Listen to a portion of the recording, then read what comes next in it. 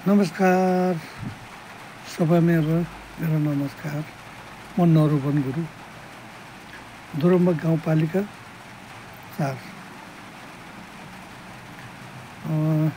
2082 साल 1 महिना 1 गते सैलुङमा ठुलो पूजाहरू हुन गइरहेको थियो। हामीले देउता बोकेर खोला खर्का भन्ने ठाउँबाट लगभग त्यो देवीको मूर्ति कम्तीमा पनि 300 केजीभन्दा मुनि थिएन, बोकेर आउँदै थियौँ। कुनै हाम्रो अवरोध गर्यो, झगडा गर्नु आयो। तर ठिक छ, गऱ्यो।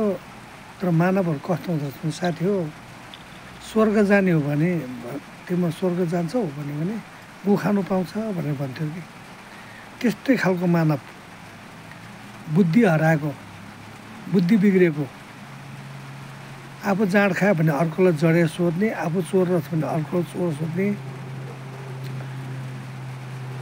अर्काको गरेको काम बाधा पुर्याउन जाने, आफू गर्न नसक्ने, त्यस्तो पनि हुँदो रहेछ साथी हो। तर मैले याद गरेँ त्यो दिनको लागि। म पूजामा व्यस्त थिएँ।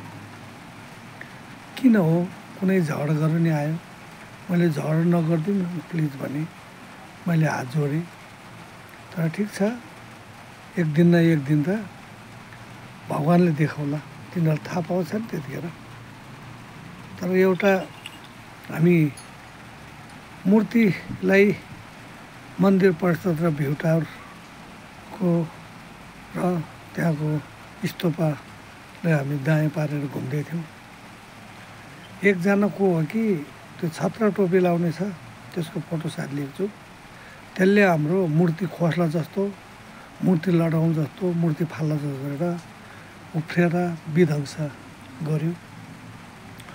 त्यो चाहिँ राज्यको पनि आँखा जानुपर्छ र हाम्रो वडाध्यक्षदेखि लिएर पालिकासम्मको याद हुनु पर्यो। त्यहाँनिर कुनैले भनेको छ अरे पख हामीलाई जानेको छु भनेको छ अरे। के जानेको छ कि, न त मूर्ति तोडफोड गर्नु जानेको छ कि, न त भ्यू टावरमा केही चन्द बाक्सहरू थियो, मन्दिरमा चन्द बाक्स थियो, सबै चोरेर पहिलो लग्यो। न फेरि अब आइन्दा पनि त्यस्तै गर्ने विचारहरू छ कि, न मूर्ति टुटाउने विचार छ कि, मूर्ति फाल्ने विचार छ कि, माथि भ्यू टावरमाथि तोडफोड गर्ने विचार छ कि, कुम्भभित्र तोडफोड गरेर देउताहरूले तोडफोड गर्ने विचार छ कि, यो चाहिँ हामीले बुझ्न सकेन है। यो चाहिँ राज्यले पनि एक त आँखा लाउनु पर्यो। हाम्रो सैलुङ गाउँपालिका 8 अन्तर्गत दुधपोखरी 1 मेलुङ डाँडा खर्का वडा र दोरम्बा सैलुङ गाउँपालिका 1 मा पर्ने सैलुङ सबै क्षेत्रको साझा ठाउँ हो। त्यहाँनिर भ्यू टावरमा पनि 20 रुपियाँको दरले हामीले हाम्रो दर्ता गरेर ल्याएको छौँ। हामीले सैलुङ बागढुङ्गा सेतीदेवी संरक्षण समिति भनेर हामीले दर्ता गरेर ल्याएको छौँ। नपरेदेखि दर्ता नम्बर 1227 हो, तपाईँले हेर्नुहोला। चित्त नबुझेमा आउनुहोला, म सबै प्रमाण जुटाइदिन्छु। त्यस माध्यमबाट हामीले के भने संरक्षण गर्न हामीले व्यक्तिले मात्रै सकेनौँ, गुरुले मात्रै, सोनम गुरुले मात्रै सक्नु भएन, कति गर्नु भनिकन हामी दुवै वडाको अध्यक्ष, वार्ड नम्बर 8 धनबहादुर वडाध्यक्ष लगायत वार्ड नम्बर 1 दोरम्बा गाउँपालिका, दोरम्बा सैलुङ गाउँपालिका वार्ड नम्बर 1 को प्रेमबहादुर लामा अध्यक्ष बसेर छलफल गऱ्यौँ, मिटिङ भयो। ल यसो गर्दा राम्रो हुने रहेछ भनेर 20 रुपियाँ हामी भ्यू टावरमा जानेहरूलाई 20 रुपियाँ उठाउँ भनेर चाहिँ सरसल्लाह भएको रहेछ। त्यहाँनिर एउटा महिलाले विध्वंस उठाए अरे, तर दोलखाको होइन, रामेछापकै महिलाहरू हो। तर त्यसलाई चिनिसकेको छु।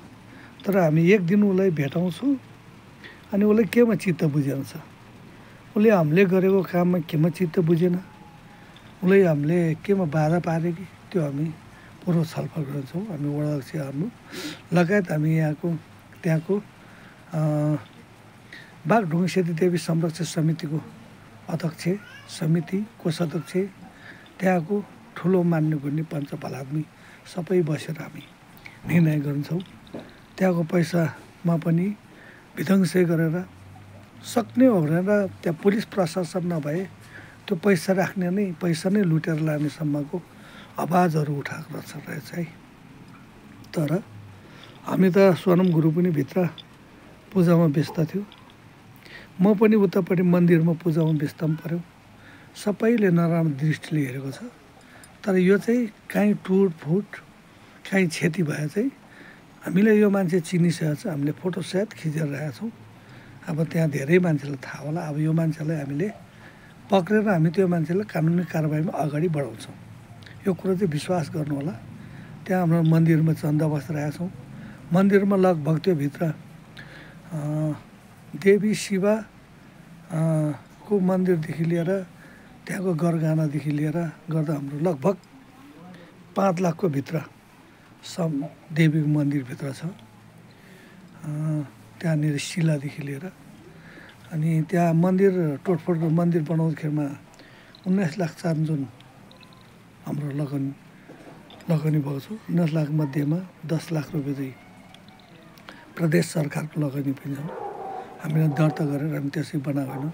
तर धेरैजना आयो, कुनै भन्नु आउने, कसको अर्डरले बनायो, किन बनायो भन्नु आउने, कुनै न्यु खोज्न आउने धेरै मान्छे छ। यो मान्छेहरूले चाहिँ हामी एक गरेर हामी टिपान गरेर यसको नाउँ शुद्ध गरेर हामी अब पनि यस्तो गरेर शब्द बोल्न आयो भने हामी सिधै मन्त्रालयमै मुद्दा दिन्छौँ। अनि यतिखेर हामी वडाबाट सिफारिस गर्छौँ, वडाले सिफारिस गरिदिनुपर्छ, हामी मन्त्रालयमा मुद्दा दिन्छौँ। ल हस् त, धन्यवाद सबैलाई, नमस्कार।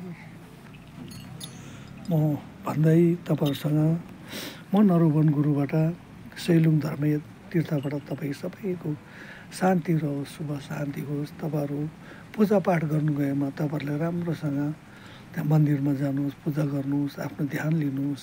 हावाहुरी आयो भनेदेखि यसो ओत लिनुहोस्।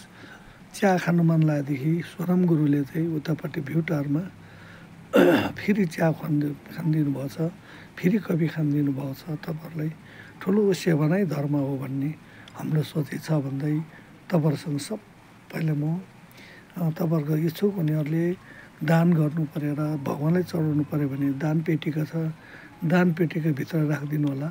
बाहिर राखेमा चाहिँ भगवान्लाई चढाउनु पाएको छैन, आएर चाहिँ टिपेर लगेर भाग्ने भएको हुनाले तपाईँहरू दान पेटिकाभित्र राखिदिनु हुन अनुरोध गर्छु भन्दै मेरो 2 शब्द यही टुङ्ग्याउँछु। नमस्कार।